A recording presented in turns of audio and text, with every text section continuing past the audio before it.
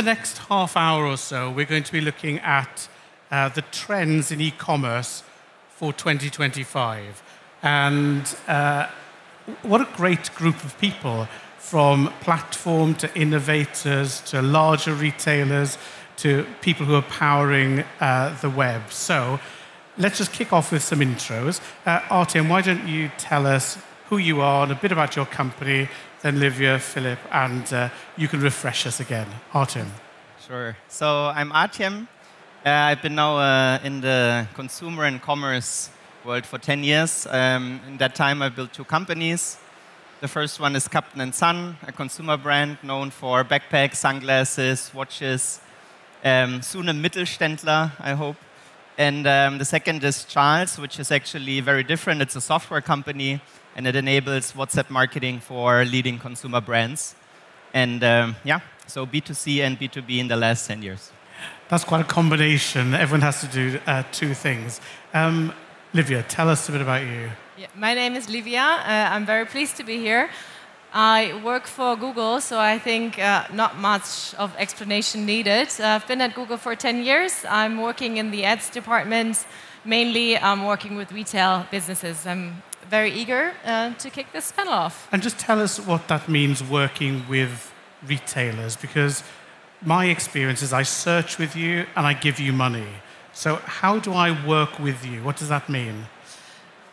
You search with, yeah, it's a great question. So what we do is that we have centralized teams, and especially on advertising, we try to give as much consultant in regards to consumer behavior. How do we see how are people evolving, or consumers evolving in the eco space, and how can customers, retailers, or enterprises reach their customers as efficient as possible with not so much cost involved as you were just referring to. So you're saving me money, which is fantastic.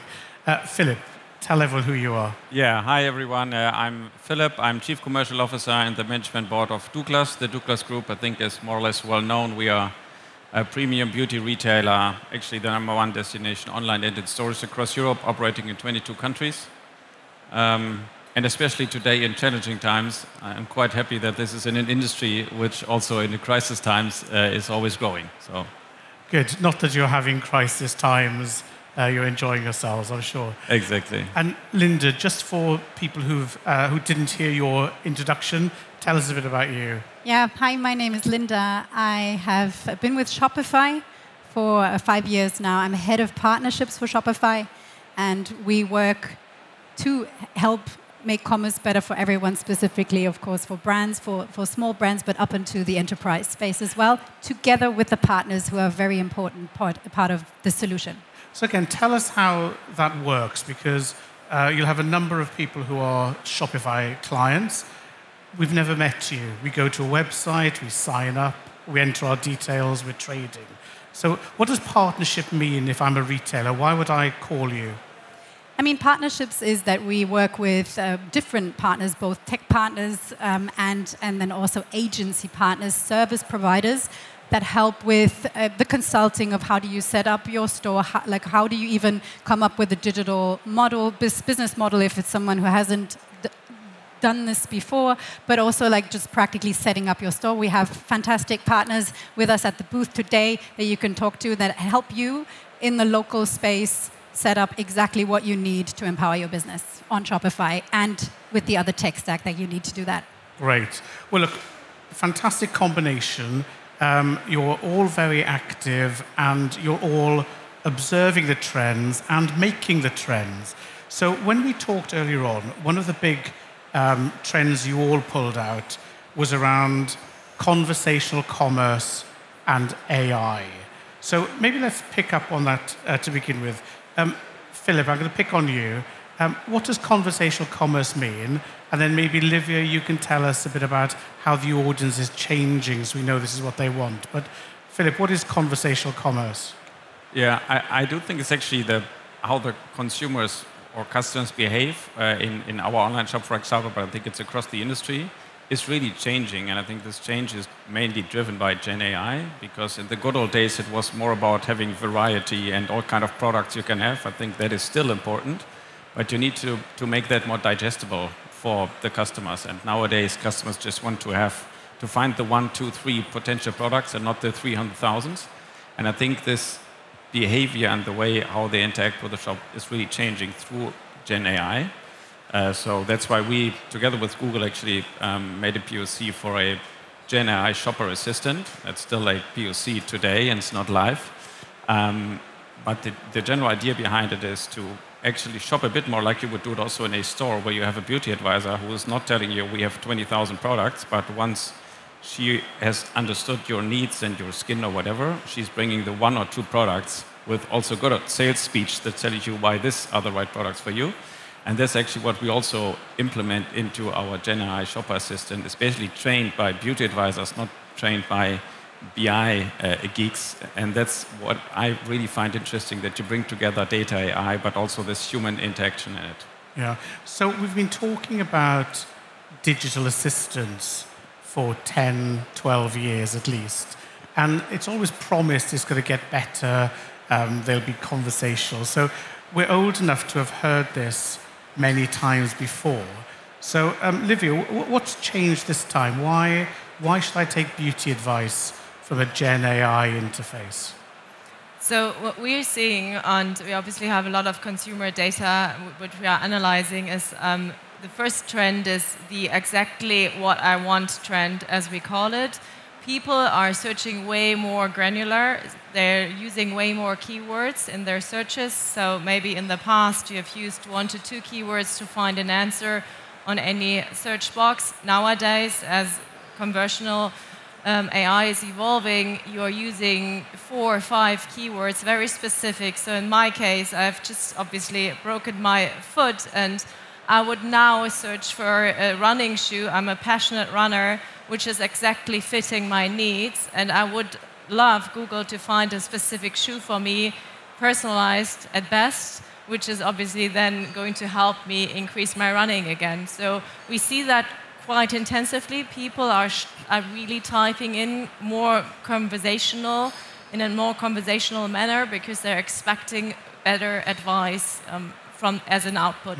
That's one trend we're definitely seeing. So the search input is increasing, and another trend which we are discovering is the image search. So people are especially using their image or the camera functionality for topics or for things they are not capable of describing, maybe some vegetables or whatsoever, which you've just seen in a restaurant and you don't know what the exact name is, and you liked it, you just photograph it, and then you can shop it straight away. So image and even more complex searches are 2 trends which we're definitely seeing arising in search. And are these searches still being done by thumbs and fingers? Because every time I see people, they seem to be interacting with voice. So whether it's in the car, where they're talking to people, they themselves are sort of moving away from the keyboard. So are you capturing those modalities? Yeah, we're definitely capturing those modalities. So Gemini is a multimodal chatbot, which is obviously capable of also reacting towards voice. And we see that also rising as people are very much, as you just described, using it more often, and also typing, just a combination of it, maybe also mixing around and being capable of then also taking in the environment and the context where the individual is sitting in is the next level of AI. So not only providing you with an exact answer, we see that if you prompt into the chatbot more than 9 keywords, you get a better, more specific answer.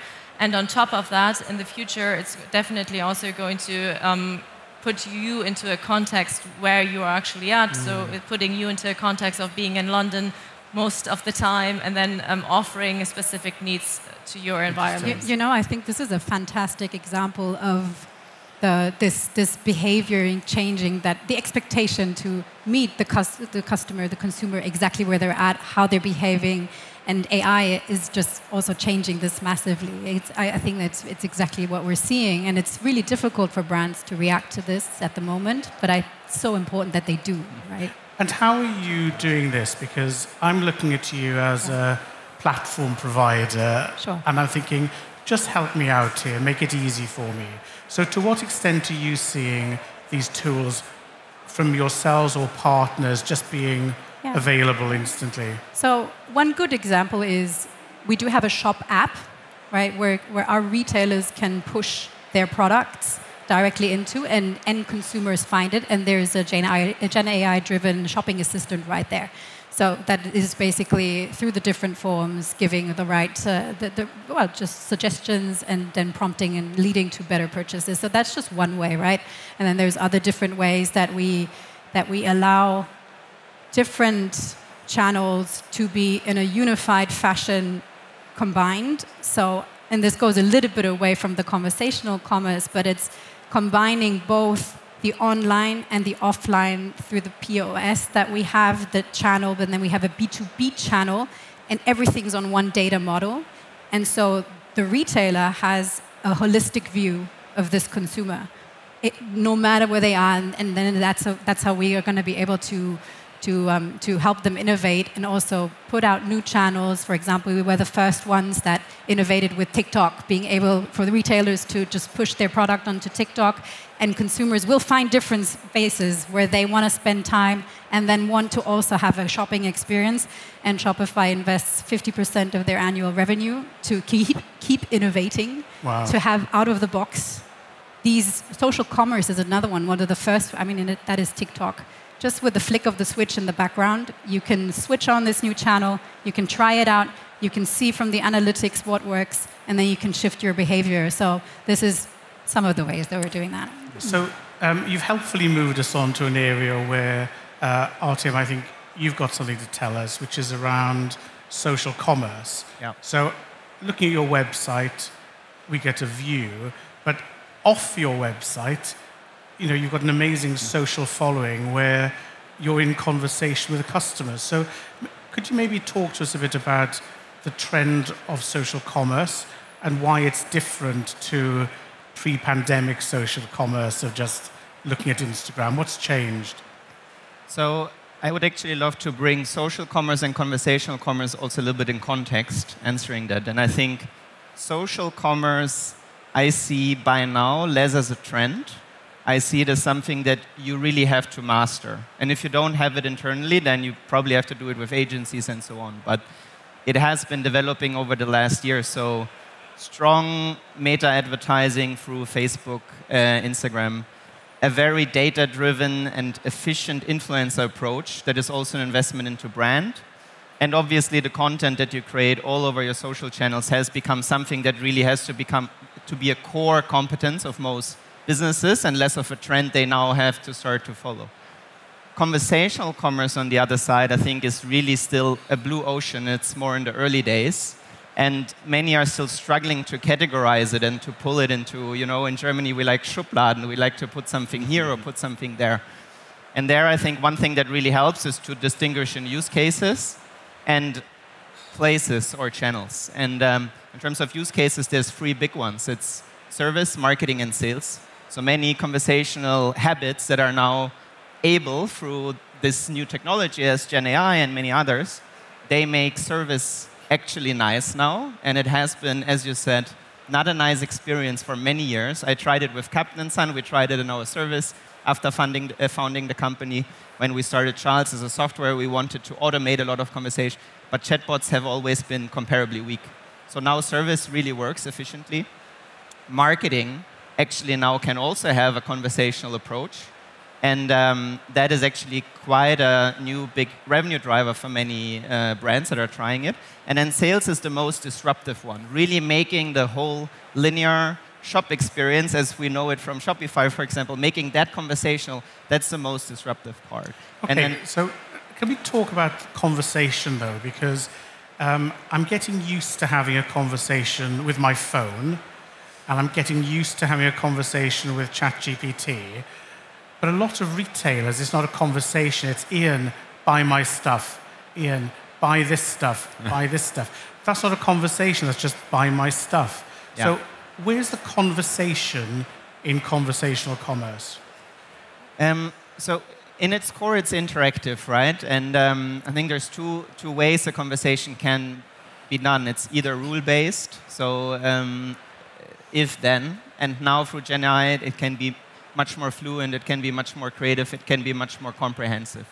And you're right that a lot of it is buy my stuff, but ultimately when consumers and brands are interacting, there is a sense of someone wants to buy something, right? So it's really guiding in that process. And I can make you an example in marketing. So I think right now, obviously, otherwise I wouldn't have dedicated the last 5-6 years of my life into WhatsApp.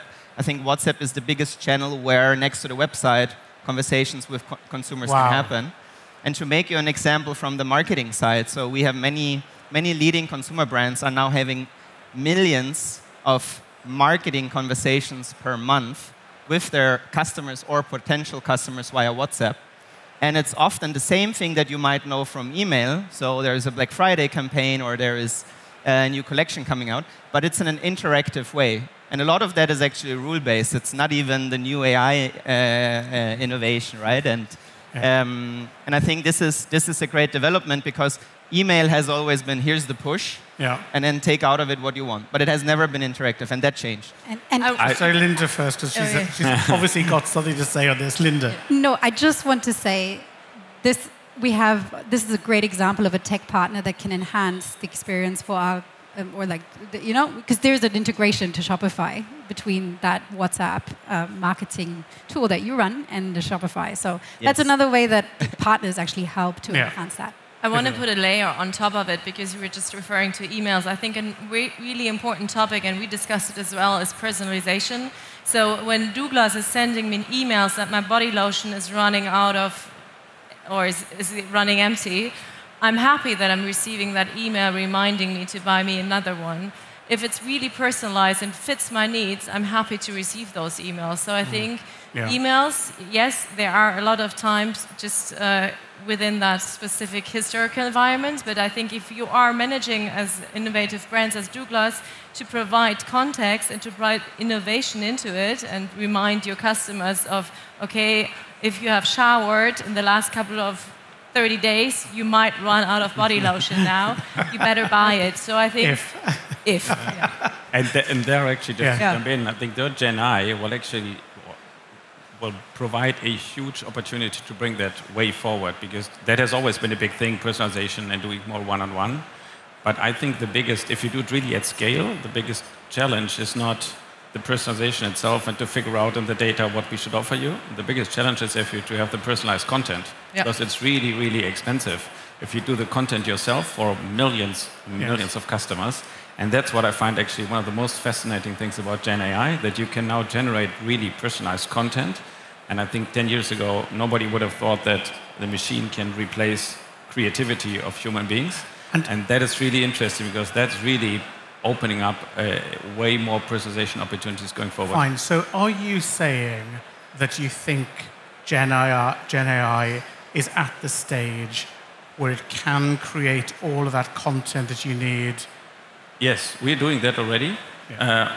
Still, let's say, in early stages, but in a live environment. Today, it's easier actually in text than in visuals, but we're also playing around with visuals at the moment. And if you just see how this is possible today, and then half a year or a year ago, that's ages. So I think if we are a couple of months further down the road, it will even open up more opportunities. And interesting. Let's just quickly ask the audience, because they're looking too comfortable. If you think that retailers and brands are talking to you in a more personal way, could you lift your hand? This year, think about your favorite brands. Are they being more personal? Now, either you're very, very grumpy, or we're not quite seeing it yet. So I'm just looking. Nobody thinks their brands and retailers are being more personal. I think that's no one. I actually don't want our customers to really know that, to be honest. I think if you work in the industry, you like it. But if you don't, I as a consumer, I don't want to be really treated in a way that I know what the company knows about me, to be honest. I think the beauty lies in doing it, and it is just more relevant what you receive as messages, but it is not that in your face. So we won't tell anyone that you're using Gen AI and it's all very, very personal. We accept that, but it is interesting that we did some consumer research, and when we asked them, do you want personalization? No one said yes. But when we said, do you want more relevant promotions? Over 70% said, yes, I want it to be relevant. So I think you can never make customers happy because they take that for you. No, but can I say that I found it genius what you just did?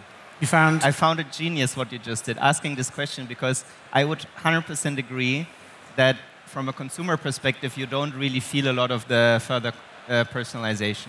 I think ultimately a lot of it just feels more convenient. Yeah. And there is invisible higher relevance. Yes. Right? Plus, some even don't like it when it's too personalized. They just want it to be straightforward, especially in Germany. It's also something we've seen. So I think it's genius that you finally said it, because I think it's really, to a certain degree, a myth that personalization is very clearly visible, but more something that results in terms of convenience and relevance. And I think if you would ask the question this way, maybe some would raise their hand. Can I just come back to one other point you mentioned earlier about social commerce? Because I do agree social commerce is actually a development that has been there for 5-6 years, and it's not new anymore. But I think there is still a lot of development in it, because you were talking about what's happening outside of your own platforms in the social space, and I think that's very well developed. But it's under social commerce, also a lot of people understand what's happening in China, so live shopping and then you buy in a live stream. We are also doing that, and it's working in a way, but I think it will never, in Europe, will never be at the scale of China. But what we see was actually working quite well is combining, let's say, creator content on your own platform. So we basically have a creator program with our own kind of small social system with some clips, only like 30 seconds. And this is really interesting because we see that customers love to interact with that and then do the purchase afterwards, but not in this precious live shopping, you have to do it right now, but they just review the content and they convert a lot better, and they also come back a lot more because it is just, they just love to engage with the content. I do think, though, this is not working for all industries. It is just working for industries that are really high engagement or sell high engagement products. So the beauty industry is someone where people just love to spend time with, not only for body lotion. And we see that also in stores, that even the 15, 16-year-olds love to come to our shops and just love to look at the products and just engage with them, even if they don't buy. And if this is, let's say, the behavior, the kind of product, then this is also working really well on your own platforms with this the social content. 100% to what you said in our research, actually.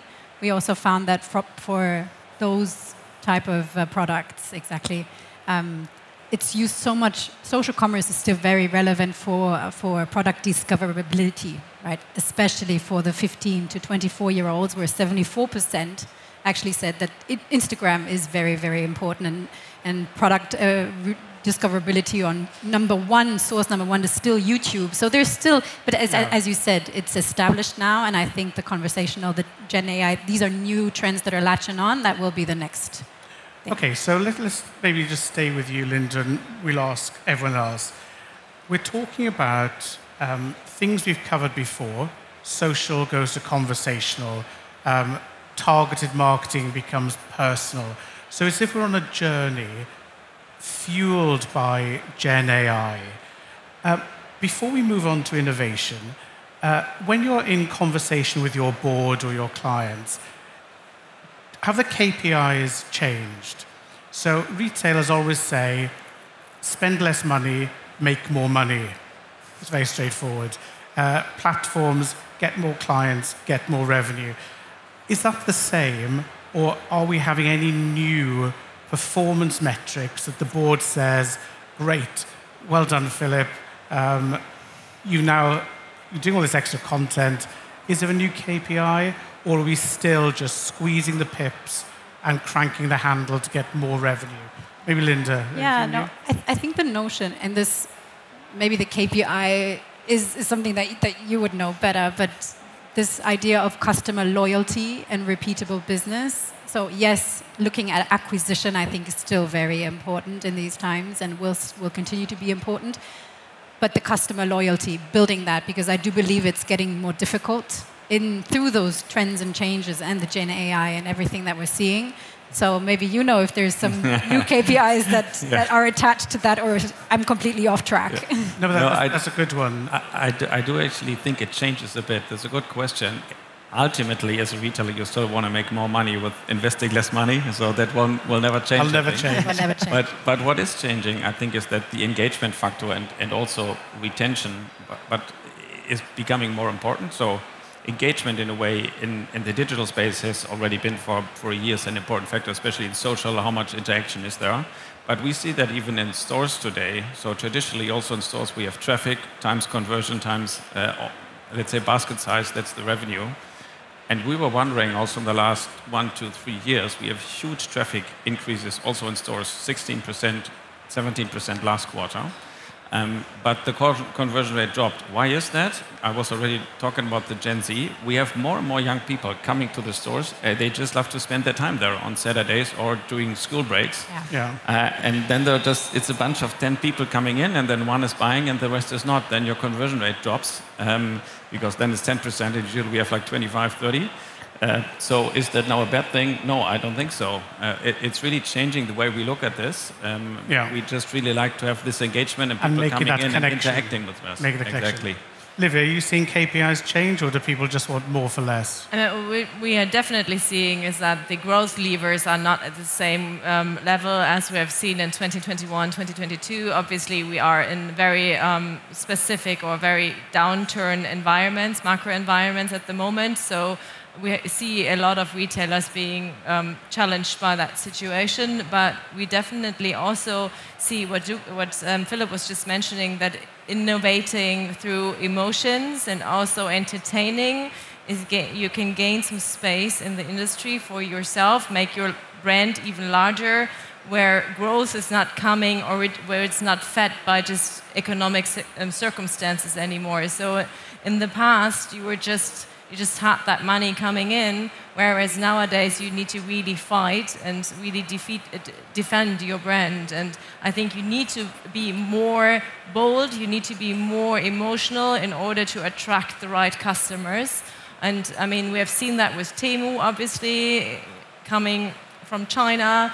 They interpreted the field completely different. They have now a big space of the cake, or a big piece of the cake. And I think retailers just need to reinvent, and that's also probably then turning to your question of innovation. How do you do that? And I think they need to individualize and find different habits. Omni-channel players obviously need to combine on and offline in a very dynamic manner, and also attract the Gen Z audience, which is a completely different audience than the target group we are sitting in. Well, we'll come back to innovation in a second, but Artjem, in a way, your business is more focused. So we've heard how everyone is getting better with AI, but you also have to be distinctive with a personality and different. So take all the benefits, but still be different. So is this something that you see as a brand, that you're having to somehow be unique, but also do everything well? I would say that as a brand, like as Kapten and Son, the fundamentals for us haven't changed. I would really agree with Livia that it went a little bit away from growth and revenue towards also, bottom line. I think something that Philipp already knows a bit better than anything else, but also across, I think, hundreds of direct-to-consumer brands I've been seeing in the last years, like everyone is now looking on their budgets, right? But I think, especially in that time, the fundamentals haven't changed. So I would say still net promoter score. So how well are people talking about my product, or the experience with my product, whether it's with AI or another way, how much they like that. If that KPI is good, then I'm saving a lot of cost on the marketing side, because I don't have to spend all the money myself to market my product. So my customer acquisition costs go a little bit down. And then, of course, where there's a lot of investment right now in terms of innovation is on the customer lifetime value. So how much revenue am I making with the customers that I've bought for a lot of money, for a lot of customer acquisition costs? How much revenue can I make with them over time through social commerce activities, through conversational commerce activities, through AI, through better products, through more personalization or more relevant promotion. And I think especially the innovation within the retention sector is so important because that makes the overall business more healthy and allows you to spend more on So it's interesting how we're saying on the one hand, lots of little things, lots of big things are getting easier. We're also saying we have to join them all together in a more difficult way. So you've all mentioned innovation, and I'm sure everybody's written down innovation. I'm a simple man, just help me understand this. So when we're saying you need to embrace innovation and new technologies, could we just go through and give me one practical change that these business leaders need to make when they go back to the office and they walk in and say, guys, I'm innovating, I'm embracing innovation.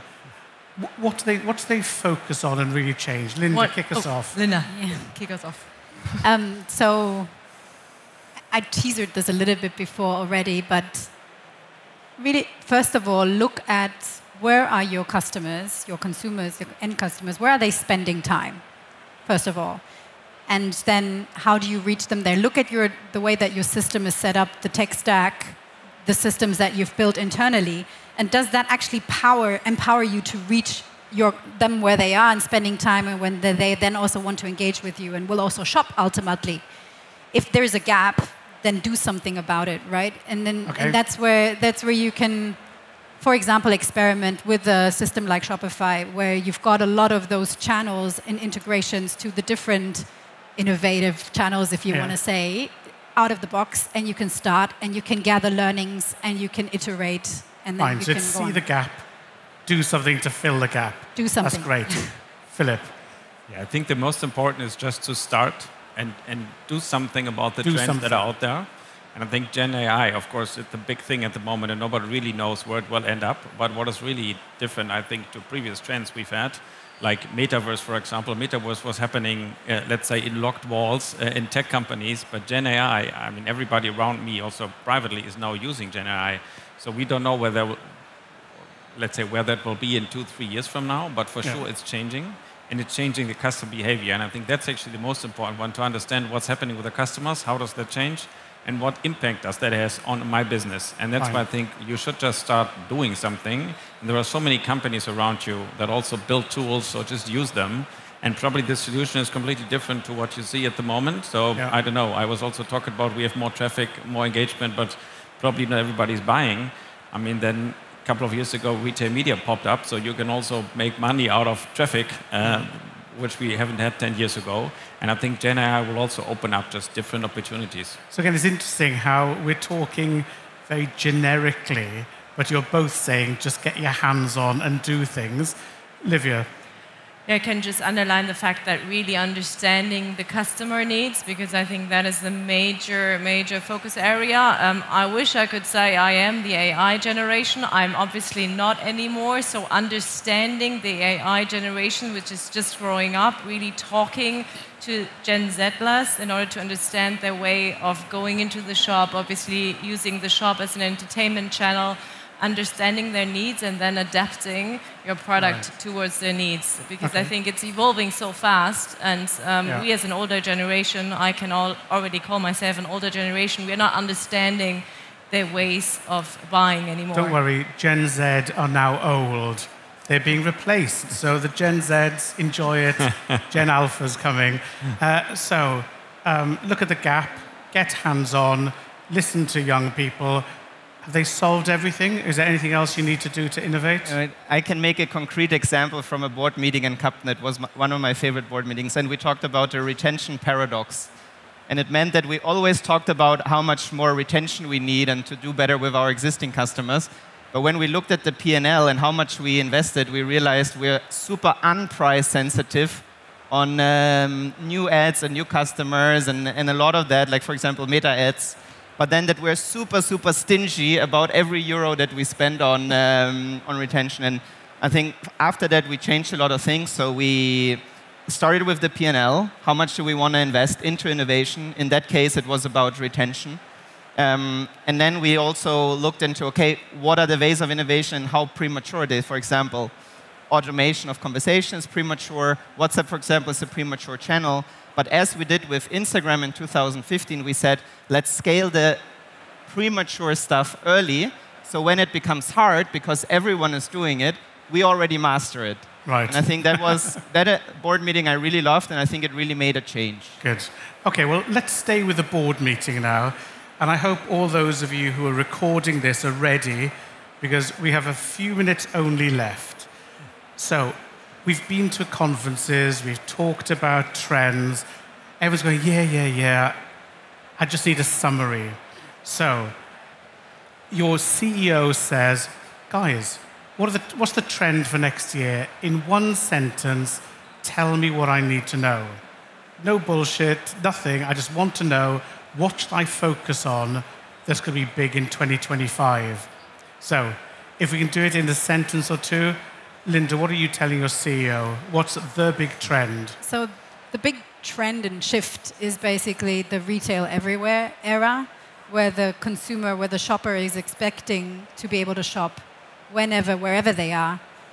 Okay, that's great. That's the trend, and what you need to do about it is to be aware of it, see where it is, and embrace, I know, it's the cheesy one, embrace the tools that are there, because there's technology, there's great tools. Okay, I'm just going to speed us up. The CEO is very busy. And do it. Philip, your CEO is very impatient. Boom. I What's think the trend? if I learned something in the last 5 years, we really don't know what happens in a year from now. So with all the changes that we've had, but if we focus on the next 12 months, let's say, then I think it is just get your hands around Gen AI and play around with it. You don't know where we end up, but for sure we will end up somewhere. Thank you. Chief Executive attention span has gone. Livia? There are so many great tools out there from great tech companies who are automating all the signals which are made by customers. Just use the tools and don't get fed up in silos. Great. Artjem? Your customers will want to talk more with you, know where they want to talk with you, about what they want to talk with you, and how you want to talk with them. Fantastic. The CEOs are now happy. Brilliant. I think that was the best one. So listen, thank you so much. You've been broad, you've been deep, you've been strategic, and you've been practical. So I feel comfortable that 2025 is going to be a great year, safe in your hands. Ladies and gentlemen, please join me in saying a massive thank you to our panel, Linda, Philip, Livia, and Artjem. There's so much going on. Enjoy the rest of the show.